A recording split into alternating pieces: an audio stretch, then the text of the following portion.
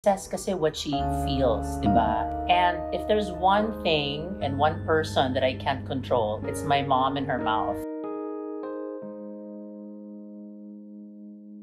Natumbok na ang dahilan sa hiwalayan ni Richard Gutierrez at ang asawa na si Sara Lebati. Number 1 trending pa rin sa showbiz ang hiwalayan ni Sara Lebati at Richard Gutierrez. Mukhang ayaw ni Richard na magbalik sa showbiz si Sara. Anya, sa balita nais na lang pagtuunan ng pansin sana ni Sara ang kanyang 2 lalaking anak, ngunit hindi raw sumangayon si Sara sa gusto ng asawa na si Richard na hindi na siya magbalik sa pag-arte at mag-focus na lang ito sa pag-aalaga ng kanilang anak. For the first time napansin ng publiko na tahimik si Rufa Gutierrez sa issue na ito. Hindi lingid sa kaalaman ng lahat. Isa si Rufa Gutierrez sa tagapagsalita ng mga Gutierrez, kaya't kung may ganitong issue ay nililinaw agad ng actress kung totoo ba ang balita na hiwalay na si Sara at Richard.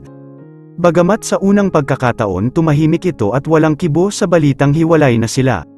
Madaming punot dulo ang hiwalayan ni Richard at Sara. Unang tumunog na binabato ang sisi sa mami ni Richard na si Annabel Rama kung bakit naghiwalay si Sara at ang anak sa kadahilanang mag-focus na lang raw si Richard Gutierrez sa kanyang magandang career ngayon sa showbiz. Pangalawa sa balita ay ang hindi pagpabor ni Richard Gutierrez sa pagbabalik showbiz ni Sara Lebati. Ayan ang mga possible na dahilan kung bakit raw sila naghiwalay. Bagamat nagbigay naman ng comment ang netizens sa balitang ito.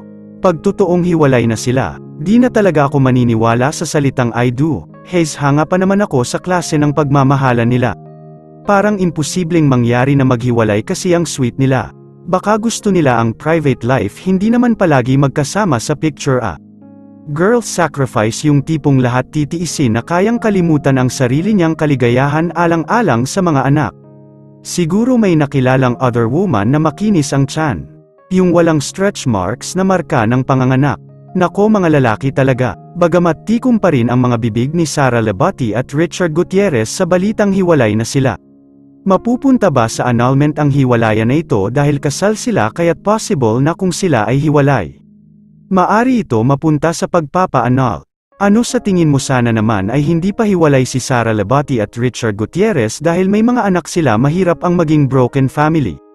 Yun lamang po. Ano ang masasabi mo sa balitang ito? Comment mo sa ibaba. Huwag kakalimutan i-like ang video na ito. Maraming salamat po sa panunood.